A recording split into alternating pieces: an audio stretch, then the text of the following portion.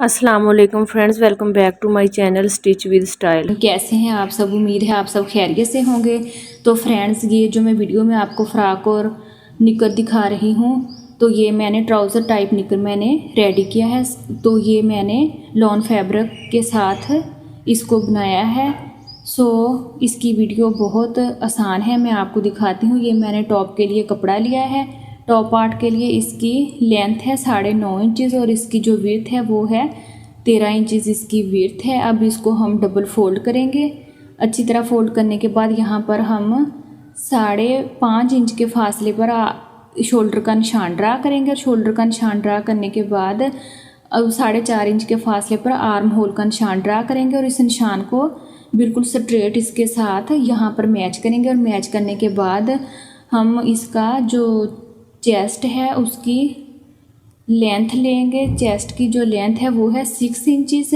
तो 6 इंचज़ के फासले पर हम निशान ड्रा करेंगे। यहाँ पर जो इसकी वेस्ट है, इसकी वेस्ट यहाँ पर 6 इंच है। तो यहाँ पर हम 6 इंच के फासले पर निशान ड्रा करेंगे और यहाँ पर 3 इंच के फासले पर हम नेक का निशान ड्रा करेंगे। नेक के लिए हम 3 इंच के फासले पर निशान लगाएंगे और जो इसकी गहराई हम रखेंगे, नेक की लेंथ रखेंगे, वो हमने रखनी है तकरीबन 1.5 इंचज़। ये 1.5 इंचज़ इसलिए रखी है, ये बैक नेक की लेंथ है और जो फ्रंट नेक की लेंथ है वो है 3.5 इंचज़। तो यहाँ पर निशान ड्रा करने के बाद हम सर्कल शेप इसे देंगे नेक काटने के लिए। तो और इसी तरह ऊपर से एक शेप देंगे जो बैक नेक की हम कटिंग करेंगे। यहाँ पर आर्म होल का निशान ड्रा करेंगे। अब यहाँ पर हमने आर्म होल की कटिंग कर ली है और इसी तरह साइड की कटिंग करेंगे। साइड की कटिंग करने के बाद हमने नेक की कटिंग करनी है। नेक कटिंग करने के बाद यहाँ से थोड़ा सा कॉर्नर काट के हम निकाल देंगे और निकालने के बाद इसको ये जो बैक साइड है और ये है हमारी फ्रंट साइड, इसकी नेक जो है उसे हम डीप कर लेंगे। फ्रंट साइड की नेक को डीप करने के बाद यहाँ पर हम इसे सेट कर लेंगे। और अब इसका मैंने बॉटम पार्ट लिया है। बॉटम पार्ट की लेंथ जो है वो 14.5 इंचज़ है और जो इसकी विड्थ है वो है 23 इंचज़ इसकी विड्थ है। अब ये 2 पीसेस है मेरे पास और इनको अब डबल फोल्ड करना है। फोल्ड करने के बाद अच्छी तरह इनको सेट करना है और सेट करने के बाद जो इसका नीचे वाला बॉटम पार्ट होगा वहाँ पर हमने इस तरह से डिज़ाइनिंग में कटिंग करनी है। ये सेंटर है, सेंटर से हम इस तरह से राउंड शेप में कपड़ा निकालेंगे और कॉर्नर से मैंने जैसे पहले कपड़ा निकाल दिया वैसे हम कॉर्नर से कपड़ा निकालेंगे। तो ये इसके नीचे वाला पार्ट है जो इस पे हमने फ्रिल अटैच करनी है। तो ये ऊपर वाला जो इसका पार्ट है यहाँ पर लूज स्टिच देंगे और स्टिच देने के बाद यहाँ पर हम गैदरिंग कर लेंगे। ये मैंने स्ट्रिप ली है जिसकी हमने फ्रिल बनानी है। इसकी विड्थ है 2.5 इंचज़ इसकी विड्थ है और जो इसकी लेंथ है वो मैंने अपनी मर्ज़ी के हिसाब से ली। यहाँ से इसको फोल्ड करने के बाद स्टिच करना है और यहाँ से भी इसको स्टिच कर लेना है। स्टिच करने के बाद यहाँ पर हमने एक लूज़ स्टिच लगाना है और इस तरह से इसकी गैदरिंग करनी है। गैदरिंग करने के बाद मैं यहाँ से गैदरिंग करूँगी और गैदरिंग करने के बाद इसको इस तरह से इस डिज़ाइन के ऊपर मैंने बिल्कुल अटैच करना है। तो यहाँ तक मैं इसको अटैच कर लूँगी, इस तरह से एंड तक मैं इसको अटैच कर लूँगी और सेम इसी प्रोसेस को बैक साइड पर भी हमने रिपीट करना है। तो ये मैंने पहले जो मैंने बॉटम पे डिज़ाइन कटिंग की थी थोड़ी सी, उसको मैंने मोड़ लिया है और जो इसके साथ मैंने फ्रिल लगानी है वो भी दोनों साइडों से मैंने उसकी किनारी मोड़ ली। मोड़ लेने के बाद यहाँ पर मैंने लूज़, ये देखें आपको नज़र आ रहा है, लूज़ स्टिच मैंने लगाया है। अब लूज़ स्टिच जो लगाया है उसका एक तरफ से धागा खींचेंगे और खींचने के बाद इसको चुनर्स बनाएंगे। ये चुनर्स मैंने इसकी रेडी कर ली हैं। जो इसकी फ्रिल मैंने रेडी की थी उसकी चुनर्स रेडी कर ली हैं। अब चुनर्स रेडी करने के बाद इसको सेट करने के बाद इस डिज़ाइन के ऊपर बिल्कुल इस तरह सेट करेंगे और इसको यहाँ तक एंड तक इसको यहाँ तक अटैच कर देंगे और इसके ऊपर ही मैंने सिलाई लगानी है ताकि ये किनारी ऊपर ही रहे। यहाँ पर मैंने इसे अटैच कर लिया है। यहाँ से आप देख सकते हैं मैंने अटैच इसको कर लिया है डिज़ाइन के ऊपर और ऊपर मैंने लूज़ स्टिच ये लगा ली है। अब यहाँ से लूज़ स्टिच को पकड़ेंगे और धागा खींचने के बाद यहाँ पर हम चुनर्स बनाएंगे।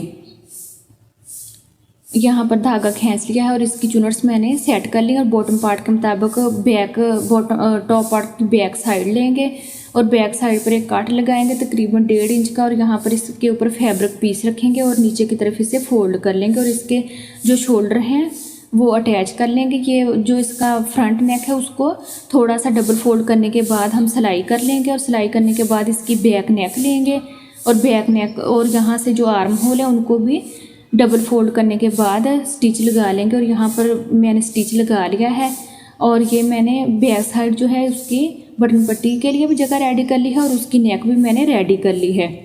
और यहाँ पर अब हम इसके बटन लगा देंगे। लगाने के बाद ये मैंने एक फ्रिल ली है जिसकी 1.5 इंची से विड्थ थी, 2 इंच तकरीबन विड्थ थी, और उसको दोनों तरफ से फोल्ड करने के बाद अब 1.5 इंच बची है। इसके सेंटर में हम लूज स्टिच लगाएंगे यहाँ पर एंड तक, और इसकी हम फ्रिल रेडी करेंगे। तो ये लूज स्टिच मैंने लगा लिया है। अब इसका धागा खींचूंगी, और धागा खींचने के बाद इसको अच्छी तरह फ्रिल की शेप में दूंगी, और फ्रिल की शेप देने के बाद आहिस्ता आहिस्ता से धागा खींचना है ताकि धागा टूटने ना पाए। अगर धागा टूट गया तो हमें दोबारा ये स्टिच लगाना पड़ेगा। तो यहाँ पर अब इसे रखना है राउंड शेप में, नेक के ऊपर ऊपर बिल्कुल सेट करना है। ऊपर रखने के बाद यहाँ पर हम इसके सेंटर में स्टिच लगाएंगे, और इसको इसके साथ अटैच कर देंगे। यहाँ तक इसको अटैच कर देना है, यहाँ पर स्टिच लगाना है इसके सेंटर में। तो ये मैंने फ्रिल स्टिच के ज़रिए अटैच कर दी है। अब जो बाकी फ्रिल है अब इसके ऊपर हमने बैक पार्ट रखना है, और इसके शोल्डर अटैच करने हैं, और दूसरा शोल्डर भी इसी तरह सेट करने के बाद यहाँ से अटैच करना है। अटैच करने के बाद जो इसके ये थे आर्म होल, इनको डबल फोल्ड करने के बाद अंदर की तरफ स्टिच कर लेना है। ये जो मैंने फ्रिल ली है अब इसको इसका लूज स्टिच मैंने लगा लिया है, उसका धागा खींचने के बाद इसकी फ्रिल बनाएंगे, और फ्रिल को यहाँ पर अटैच करेंगे, और इसी तरह दूसरे आर्म होल पर भी हम ये फ्रिल अटैच कर देंगे। अटैच करने के बाद फ्रिल ये मैंने अटैच कर ली है दोनों साइडों पर, और इसका जो टॉप पार्ट था वो रेडी हो चुका है। अब टॉप पार्ट को बॉटम पार्ट के साथ इस तरह से अटैच करना है, और अटैच करने के बाद फ्रंट और बैक साइड को टॉप पार्ट को अटैच कर देना है बॉटम पार्ट के साथ। तो अटैच करने के बाद साइड सिलाई इसकी दोनों तरफ हम यहाँ पर लगा लेंगे। अच्छी तरह सेट करने के बाद ये मैंने साइड सिलाई भी इसकी लगा ली है, और दूसरी साइड से भी इसकी सिलाई लगा ली है, और बॉटम पार्ट को भी अटैच कर लिया है, और नीचे जो फ्रंट पार्ट था और बैक पार्ट था वहाँ पे मैंने फ्रिल भी अटैच कर ली है।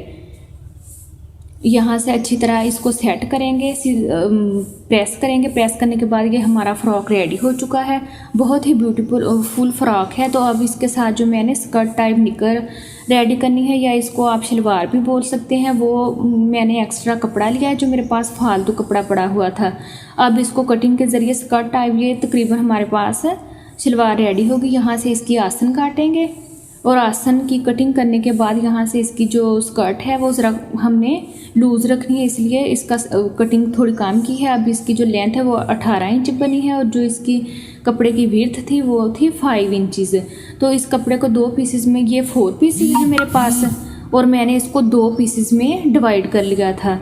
अब ये 7 इंचज़ इसकी विड्थ बनी है, और 18 इंचज़ इसकी लेंथ बनी है।